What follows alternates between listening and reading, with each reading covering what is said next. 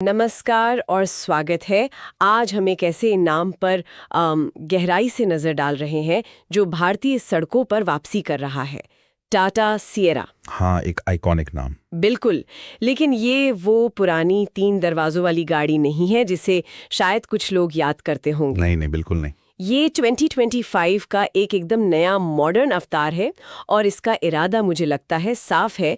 Mid size SUV segment के जो बादशाह हैं, क्रेटा और सेल्टोस, उनको सीधी टक्कर देना। सीधी टक्कर, हाँ। हमारे पास ऑटोकार इंडिया, कार देखो और जिग्वील्स जैसे कई टॉप सोर्सेज से जानकारी का पूरा बंडल है।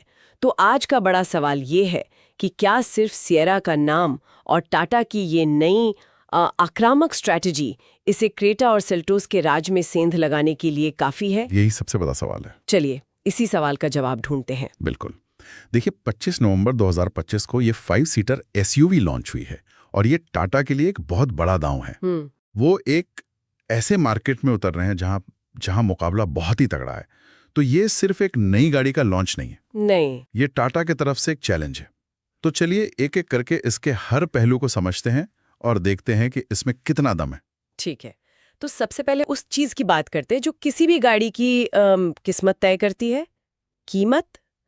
सोर्सेज बता रहे हैं कि इसकी शुरुआती एक्स शोरूम कीमत 11.49 लाख रुपए है। हाँ, ये आंकड़ा सुनने में तो बहुत आकर्षक लगता है, मतलब सेगमेंट की बाकी गाड़ियों से थोड़ा कम। ये आंकड़ा ही टाटा का सबसे पहला और शायद सबसे बड़ा हथियार है। अच्छा। हाँ, 11.49 लाख रुपए की कीमत ये स्मार्ट प्लस बेस वेरिएंट के लिए है। ये एक सोची समझी स्ट्रेटेजी है। हाँ। इसका मकसद है ग्राहकों को शोरूम तक खींच कर लाना। एक हुक की तरह। बिल्कुल। जब कोई सुनेगा कि सिएरा जैसी नई स्टाइलिश गाड़ी की शुरुआत 11.5 लाख से हो रही है, तो वो उसे देखने जरूर आएगा, भले ही उसका बजट थोड़ा ज्यादा क्यों ना हो। मतलब ये एक तरह का साइकोलॉजिकल दाव है। लेकिन बेस्ड मॉडल से टॉप मॉडल तक का सफर कैसा है? मतलब वेरिएंट्स कौन-कौन से हैं? वेरिएंट्स की एक कह सकते हैं लंबी लिस्ट है जो हर तरह के बजट को कवर करने की कोशिश करती है। स्मार्ट प्लस के बाद प्योर है, फिर प्योर प्लस, ओके, फिर एडवेंचर और एडवेंचर प्लस, और सबसे ऊपर हैं अकम्प्लिश्ड और अकम्प्लिश्ड प्लस। काफी सारे विकल्प हैं। हाँ, तो कीमत का दायरा भी इसी तरह फैलता है। लगभग 11,49,000 रुपए से शुरू होकर ये टॉप मॉडल के लिए 18-20 लाख या उससे भी थोड़ा ज्यादा तक जा सकता है।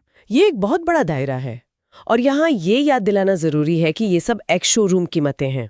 बिल्कुल, और ये बहुत जरूरी पॉइंट है। ऑन रोड कीमत, जिसमें आरटीओ रजिस्ट्रेशन, इंश्योरेंस और दूसरे टैक्स जुड़ते हैं, वो इससे काफी ज्यादा होगी। हाँ, काफी ज्यादा। महाराष्ट्र या कर्नाटक जैसे राज्यों में जहां टैक्स ज्यादा है, टॉप मॉडल की ऑन रोड कीमत आराम से 23-24 लाख रुपए को पार कर सकती है। ओह, तो शुरुआती कीमत आकर्षक है, लेकिन ग्राहक को अपनी जरूरत और जेब देखकर सही वेरिएंट चुनना होगा। तो कीमत की स्ट्रैटेजी तो समझ आ गई, ये एक हुक है। लेकिन क्या गाड़ी में परफॉर्मेंस का दम है जो ग्राहक को रोक कर रखे?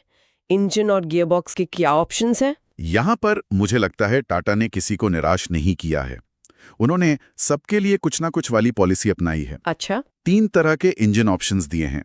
पहला है 1.5 लीटर नेचुरली एस्पिरेटेड यानी NA petrol engine. NA engine? आसान भाषा में कहें तो ये एक सीधा साधा भरोसेमंद इंजन है जो शहर की ड्राइविंग के लिए बेहतरीन है। ये शायद उन लोगों के लिए है जिनका ज्यादातर काम शहर के अंदर ही होता है और जिन्हें एक स्मूथ रिलैक्स ड्राइव चाहिए। एकदम सही। और ये मैनुअल और डीसीटी ऑटोमेटिक दोनों गियरबॉक्स के साथ आता है, तो यहाँ भी चॉइस है। लेकिन जिन्हें थोड़ी ज्यादा पावर और किक चाहिए, उनके लिए दूसरा ऑप्शन है। वो कौन सा है? 1.5 लीटर टर्बो पेट्रोल, जिसे TGDI भी कहते हैं। टर्बो पेट्रोल मतलब छोटा पैकेट बड़ा धमाका। बिल्कुल, ये एक छोटा इंजन है जो टर्बोचार्जर की मदद से बड़े इंजन जितनी पावर देता है। इससे आपको हाईवे पर ओवरटेक करते समय जबरदस्त रफ्तार मिलती है। और माइलेज का क्या? माइलेज भी आमतौर पर बेहतर रहता है, लेकिन यह सिर्फ ऑटोमेटिक गियरबॉक्स के साथ और ऊंचे वेरिएंट्स में ही मिलेगा। ये परफॉर्मेंस लवर्स के लिए है। समझ गई। और तीसरा ऑप्शन जो भारत में हमेशा डिमांड में रहता है, डीजल। क्या ये एक स्मार्ट मूव है? आजकल तो कई कंपनियां डीजल से दूर जा रही हैं। मेरे हिसाब से ये एक बहुत ही स्मार्ट मूव है। अच्छा? हाँ, भारत में आज भी एक बड़ा तबका है जो लंबी दूरी की यात्रा करता है, जिन्हें टॉर्क और माइलेज चाहिए। सही बात है। और उनके लिए डीजल आज भी पहली पसंद है। टाटा का 1.5 लीटर डीजल इंजन मैनुअल और ऑटोमेटिक दोनों विकल्पों में है। ये सिएरा को उन ग्राहकों के लिए भी एक मजबूत विकल्प बनाता है जो शायद क्रेटा या सेल्टोस का डीजल मॉडल देख रहे थे। तो ये दिखाता है कि टाटा किसी भी ग्राहक को छोड़ना नहीं चाहती। बिल्कुल नहीं। तो इंजन के विकल्प तो दमदार और कह सकते हैं सोचे समझे लगते हैं, लेकिन आजकल लोग सिर्फ इंजन नहीं देखते, गाड़ी का फील कैसा है, अंदर बैठकर कैसा लगता है, ये बहुत मायने रखता है। और यहीं पर सिएरा अपना सबसे बड़ा पत्ता खेलती है। ओके।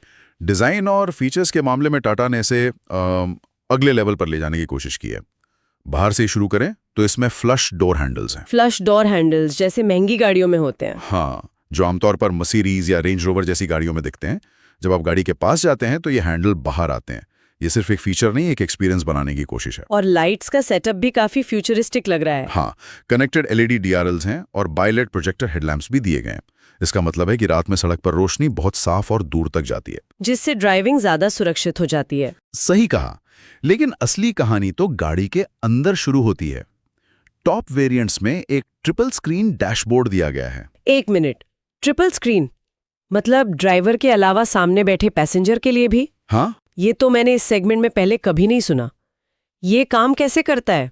क्या पैसेंजर उस पर वीडियो देख सकता है जब गाड़ी चल रही हो? बिल्कुल, यही तो इसका सबसे बड़ा यूएसपी है। हाँ। एक स्क्रीन ड्राइवर के लिए डिजिटल इंस्ट्रूमेंट क्लस्टर, ठीक है। बीच में एक बड़ी टच स्क्रीन इंफोटेनमेंट के लिए और एक तीसरी स्क्रीन खास तौर पर आगे बैठे यात्री के लिए है। वाह। वो उस पर नेविगेशन देख सकते हैं, म्यूजिक कंट्रोल कर सकते हैं या शायद वीडियो भी देख सकते हैं। ये सिर्फ एक फीचर नहीं है, ये एक बयान है। टाटा यहाँ पर वो फीचर आम लोगों तक ला रही है जो अब तक सिर्फ लग्जरी गाड़ियों में मिलता था।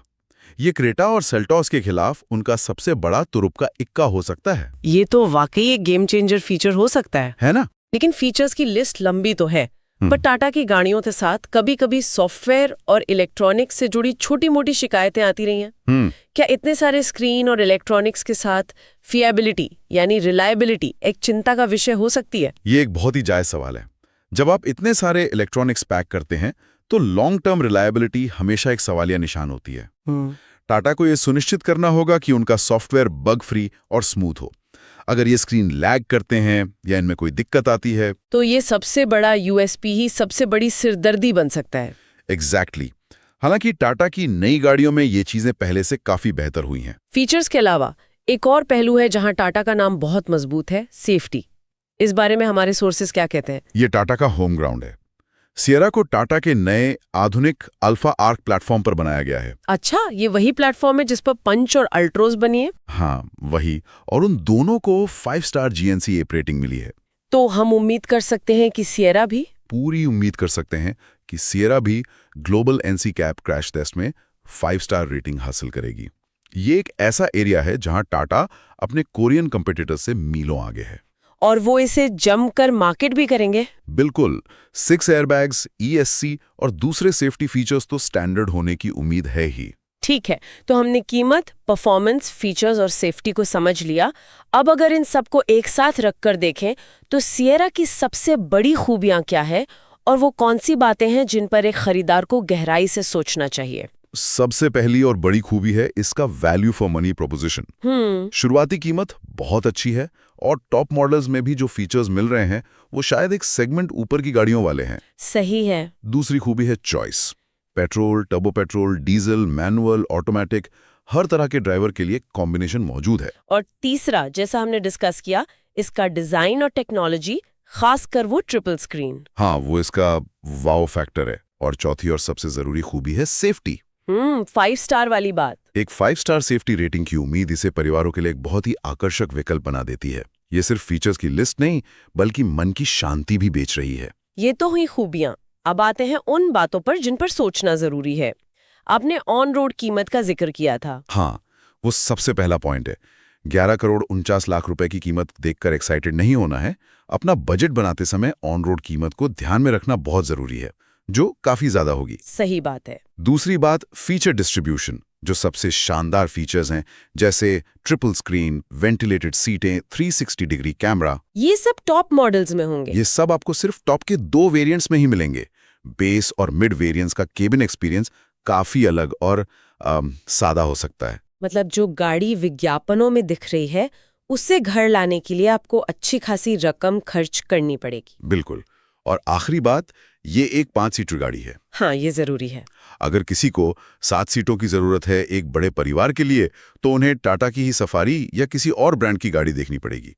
और टॉप वेरिएंट्स की कीमत, जैसा हमने कहा, ऑन रोड 20 लाख के पार जा रही है, जो कुछ लोगों के लिए थोड़ा ज्यादा हो सकता है। तो इन सभी बातों को ध्यान में रखते हुए आखिरी सवाल पर आते हैं, ये गाड़ी असल में किसके लिए बनी है?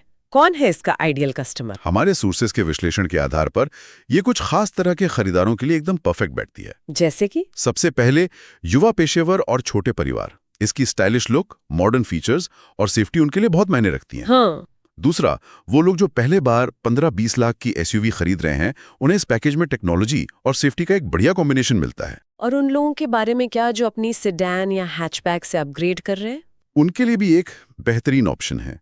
इसका साइज शहर के लिए बहुत बड़ा नहीं है और फीचर्स का लेवल उन्हें एक बड़ा अपग्रेड महसूस कराएगा। ओके। चौथे, वो लोग हैं जो स्टाइल और वैल्यू का एक स्मार्ट मिक्स चाहते हैं। उन्हें एक ऐसी गाड़ी चाहिए जो दिखे भी अच्छी और जिसमें दम भी हो, लेकिन जिसकी कीमत किसी लग्जरी गाड़ी जितनी ना हो। और आखिर में वो लोग जिन्हें ड्राइविंग में चॉइस चाहिए, जिन्हें पता है कि उन्हें हाईवे पर पावर चाहिए या शहर में माइलेज। सिएरा उन्हें वो खास इंजन और गियर बॉक्स चुनने का मौका देती है। तो कुल मिलाकर नई टाटा सिएरा एक बहुत ही सोची समझी और दमदार पेशकश लगती है। एक आइकॉनिक नाम की वापसी, एक बेहद कॉम्पिटिटिव शुरुआती कीमत, सेगमेंट में पहली बार देखे जाने वाले फीचर्स और हर तरह के खरीदार के लिए इंजन के विकल्प। हाँ, बिल्कुल। सार यही है कि टाटा ने कीमत, फीचर्स, सेफ्टी और चॉइस का एक ऐसा कॉकटेल बनाने की कोशिश की है जिसे नजरअंदाज करना मुश्किल है। ये एक वैल्यू पैक पेशकश है, लेकिन खरीदारों को अपने बजट और जरूरतों के हिसाब से सही वेरिएंट चुनने में समझदारी दिखानी होगी, ताकि उन्हें अपनी गाड़ी से सबसे ज्यादा संतुष्टि मिले। ये सिर्फ एक और एसयूवी नहीं है। ये मार्केट को हिलाने के इरादे से आई है। और जाते जाते एक विचार छोड़ जाते हैं। सिएरा की आक्रामक कीमत और खासकर ट्रिपल स्क्रीन जैसे फीचर्स को देखते हुए ये सोचना दिलचस्प है कि क्रेटा और सेल्टोस जैसी गाड़ियां जो अब तक इस सेगमेंट पर राज कर रही हैं, कैसे जवाब देंगी। हाँ, ये देखने वाली बात होगी। क्या ये launch mid size SUV segment में एक फीचर वॉर यानी सुविधाओं की जंग शुरू कर देगा? और अगर ऐसा होता है तो आने वाले साल में कार खरीदारों के लिए इसके क्या मायने होंगे? शायद ग्राहकों की तो चांदी होने वाली है।